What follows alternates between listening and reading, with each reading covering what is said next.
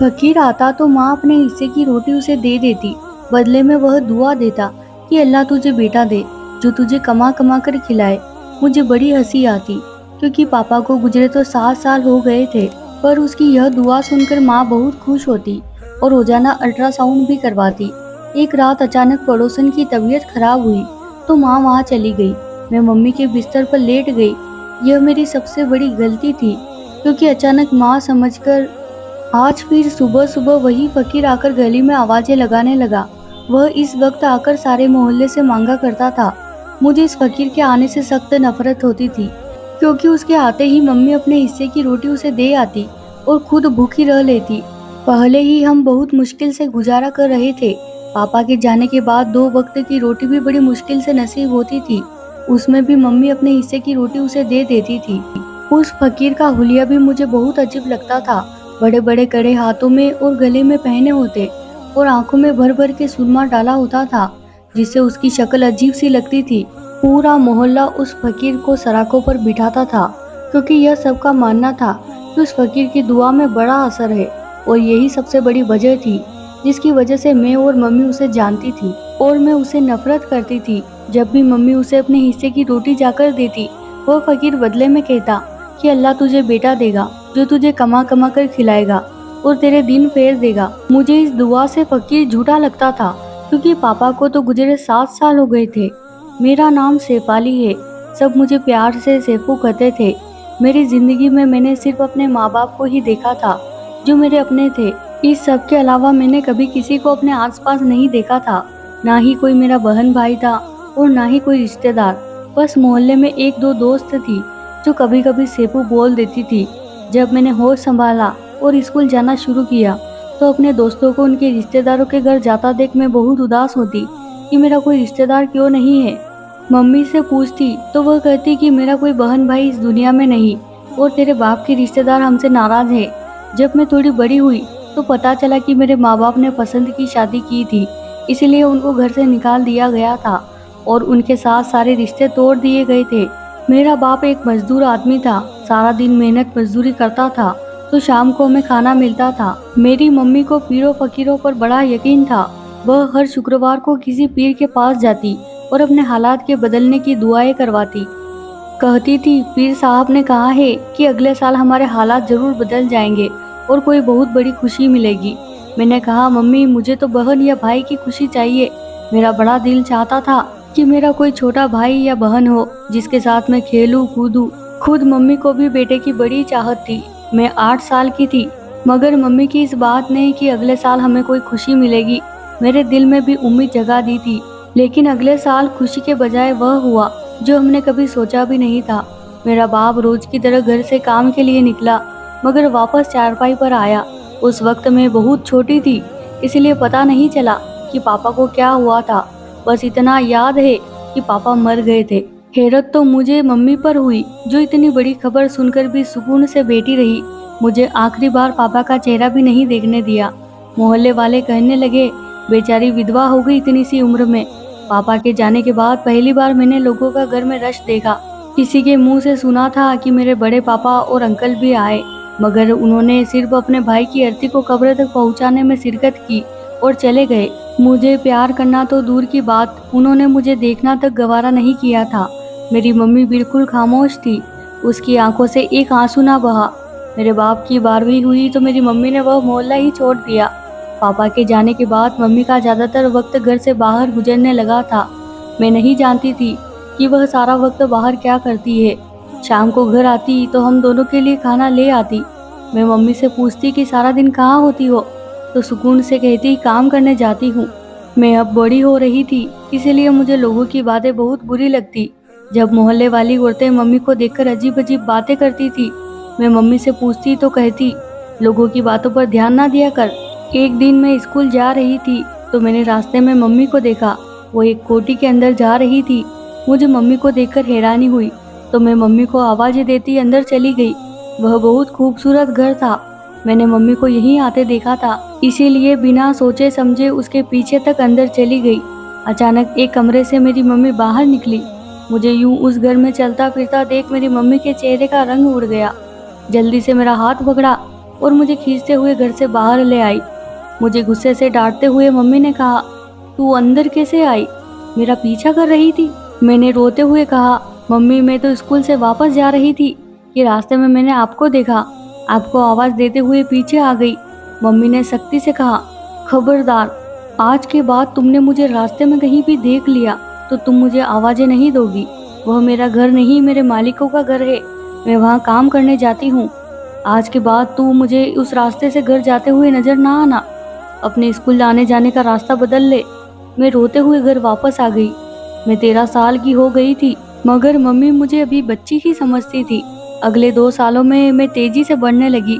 मैं 15 साल की थी, मगर मेरा कद मम्मी जितना बड़ा हो गया था, इसलिए मैं घर से बाहर कम ही निकलती थी।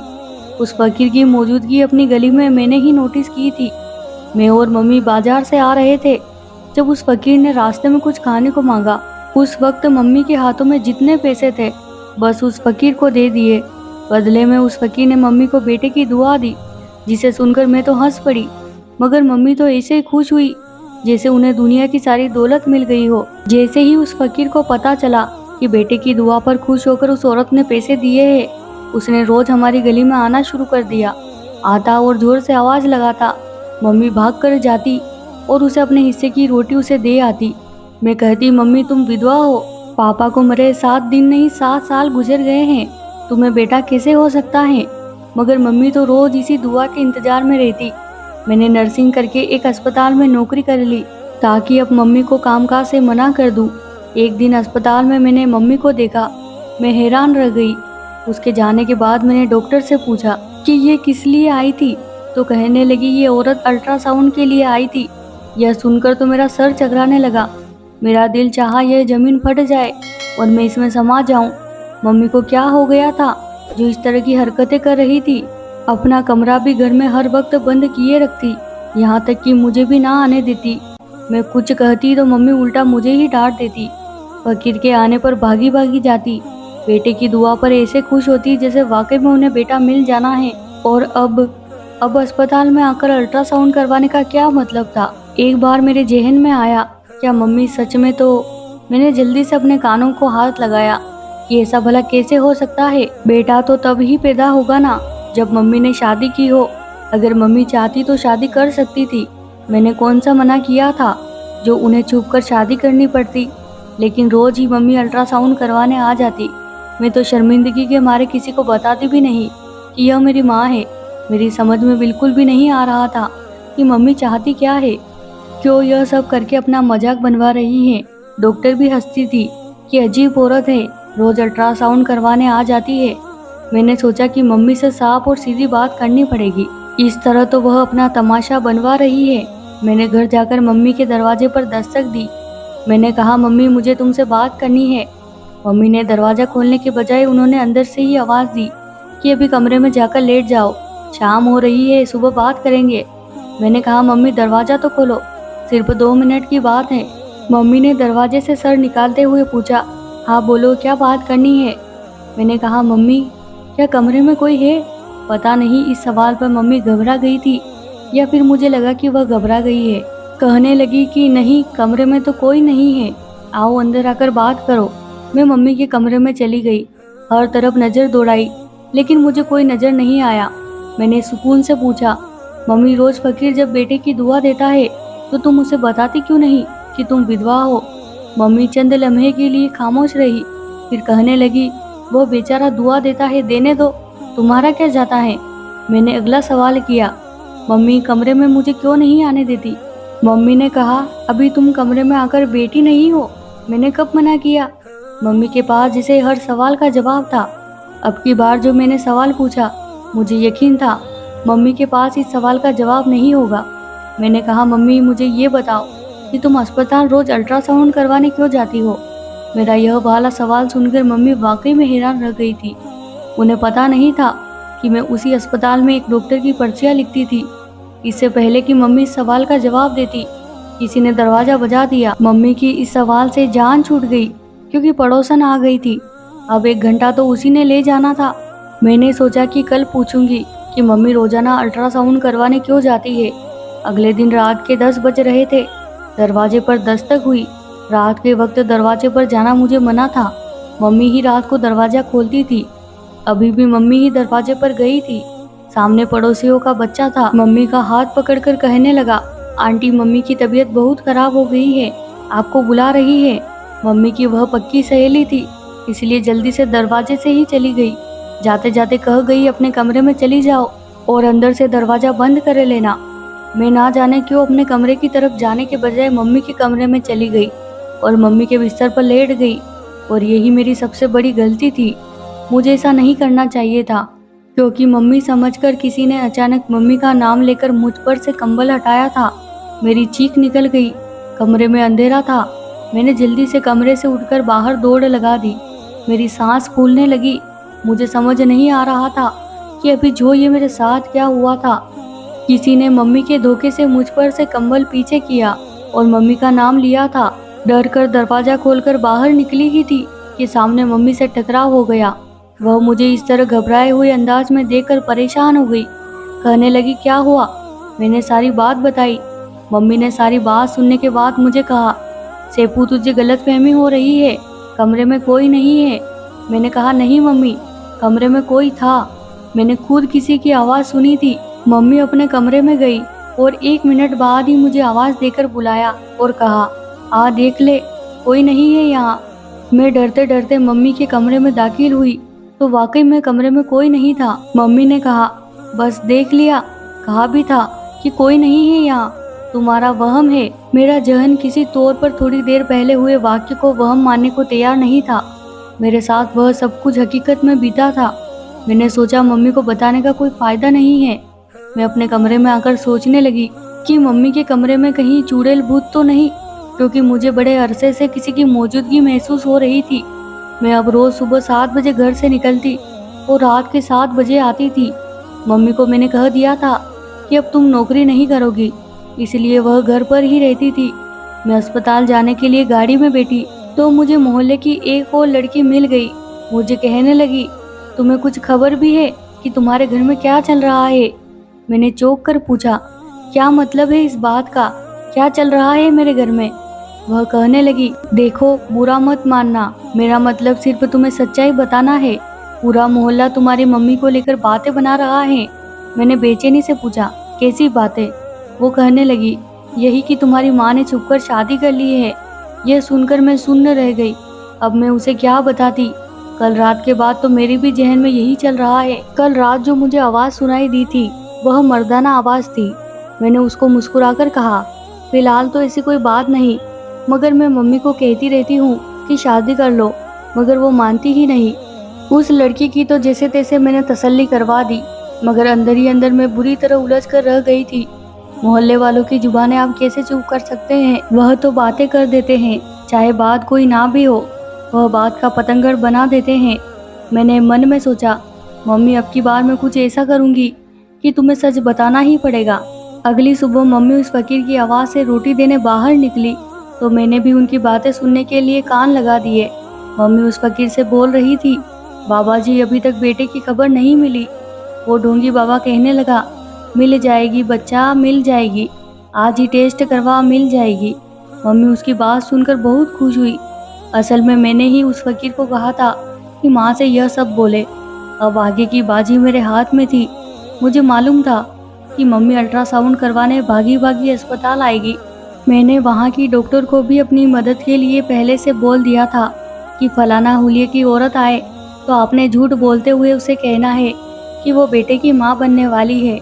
मैं जानती हूँ कि अपनी माँ को यूँ बेवकूफ़ बनाना अच्छी बात नहीं होती है, मगर रात जानने के लिए मेरे पास और कोई रास्ता नहीं था। मम्मी थोड़ी देर बाद अस्पताल चली गई और मैं घर पर रुकी रही। अपने प्लान को पूरा करने के लिए मैंने आज काम से छुट्टी ले ली थी। 2 घंटे के बाद मम्मी की वापसी हुई। वह बहुत खुश लग रही थी, इतनी खुश कि उनसे खुशी छुपाए नहीं छुप रही थी। घर आई तो मैंने कहा, मम्मी कहाँ से आ रही हो? बहुत खुश दिखाई दे रही हो, सब ठीक है ना? कहने लगी, हाँ हाँ सब ठीक है, बाद में बताऊंगी।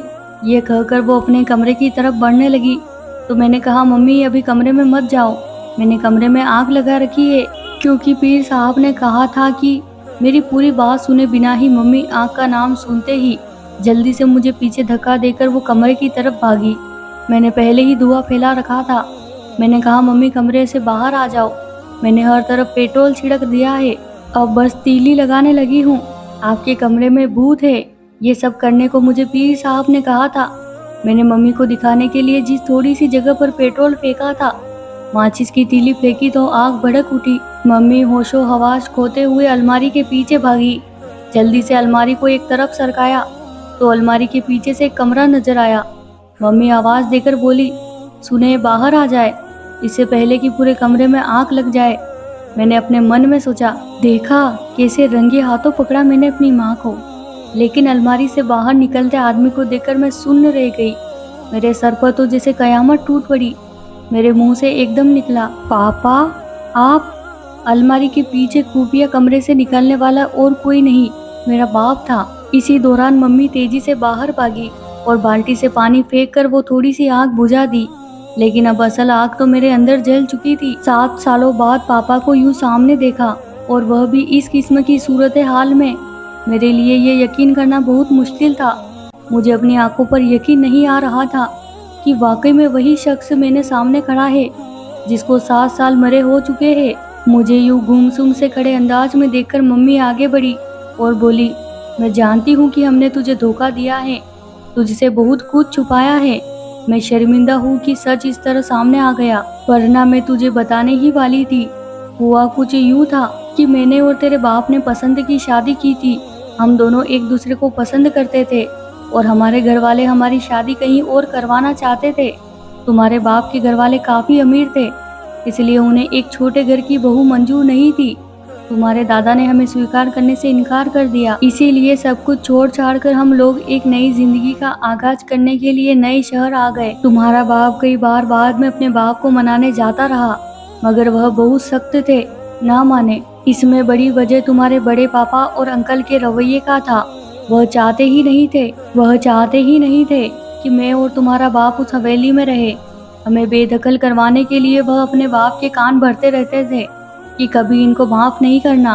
तुम्हारे बाप के खानदान का एक अजीब रिवाज था कि जायदाद में सिर्फ लड़के को ही हिस्सेदार बनाया जाता था। तुम्हारे बड़े पापा के 2 लड़कियां थी और अंकल की 1 लड़की थी। बेटा किसी का नहीं था। कई साल गुजर गए।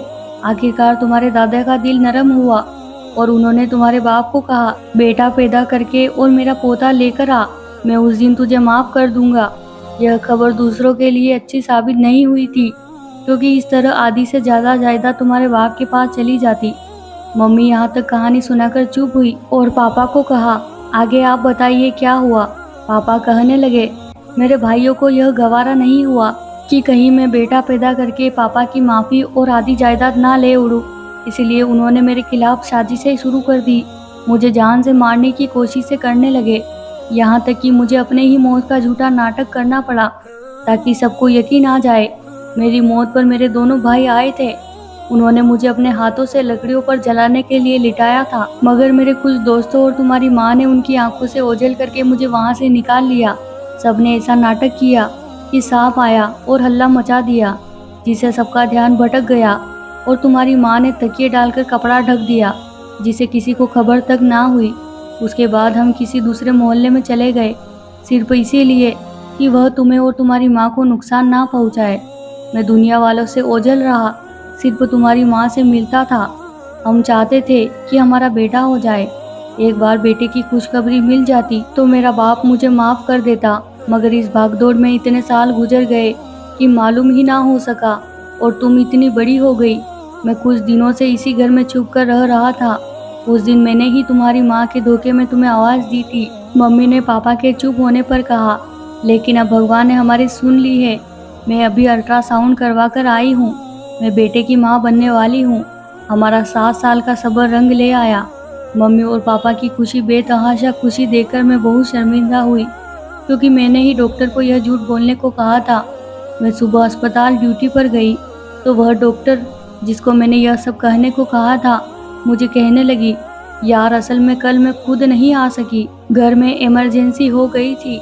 वो औरत कल आई थी क्या? मैंने चौंक कर सर उठाया। अगर वह कल नहीं थी तो इसका मतलब था कि किसी और डॉक्टर ने मम्मी को चेक किया था और वह खबर सच्ची थी। मेरी माँ सच में बेटे की माँ बनने वाली थी।